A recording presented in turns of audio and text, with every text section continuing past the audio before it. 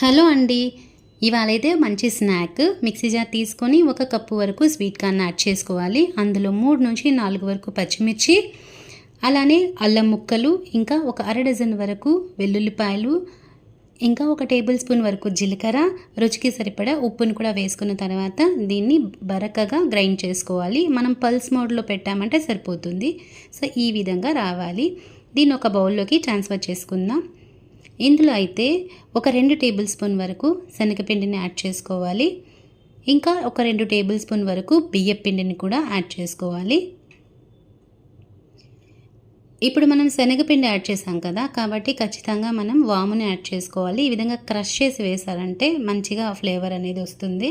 ఇందులోకి కొద్దిగా కొత్తిమీర, ఇంకా ఒక ఆనియన్ని చిన్న చిన్న ముక్కలుగా కట్ చేసి యాడ్ చేసుకోవాలి. కొంచెం సాల్ట్ని కూడా అడ్జస్ట్ చేసుకుందాం. ఇప్పుడు దీన్ని బాగా మిక్స్ చేసుకోవాలి. వాటర్ వేయాల్సిన అవసరం కూడా లేదండి, కరెక్ట్గా సరిపోతుంది.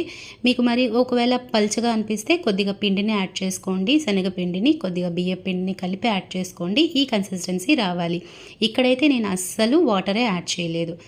ఇప్పుడైతే స్టవ్ ఆన్ చేసుకొని ఒక ప్యాన్ పెట్టుకొని ఆయిల్ హీట్ చేసుకోవాలి. ఆయిల్ హీట్ అయిన తర్వాత మంటని సిమ్లో ఉంచుకొని దీన్ని చిన్న చిన్న బాల్స్ లాగా అందులో డ్రాప్ చేసేసుకోవాలి.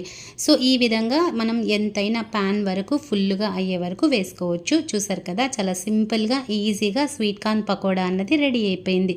ఈవినింగ్ అయితే స్నాక్గా చాలా బాగుంటుందండి. తప్పకుండా ట్రై చేయండి.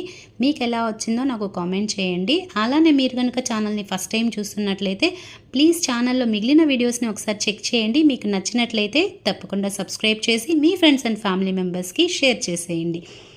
సో ఇవి మంచి రంగు వచ్చే వరకు సిమ్లోనే వేయించుకోవాలి. ఇలా తీసిన తర్వాత నెక్స్ట్ బ్యాచ్ కూడా మనం ఈ విధంగా వేసేసుకుంటే ఈజీగా అయిపోతుంది. జస్ట్ మనకి స్వీట్ కార్న్ అన్నది రెడీగా ఉంటే అయిపోతుందండి. ఒక 10 నిమిషాల్లో మనము ఈ స్నాక్ని ప్రిపేర్ చేసేసుకోవచ్చు. చాలా క్రంచీగా ఉంటుంది. అలానే ఆ మసాలా ఫ్లేవర్ అంతా కూడా స్పైసీగా తెలుస్తుంది. దీన్ని మనం టమాటో సాస్తో కానీ, కెచప్తో కానీ, లేదా ఏదైనా చట్నీతో కూడా తీసుకోవచ్చు. చూసారు కదండి, చాలా సింపుల్గా స్వీట్ కార్న్ పకోడీ అన్నది రెడీ అయిపోయింది. ఈ వీడియో మీకు నచ్చితే ప్లీజ్ సబ్స్క్రైబ్. Thank you.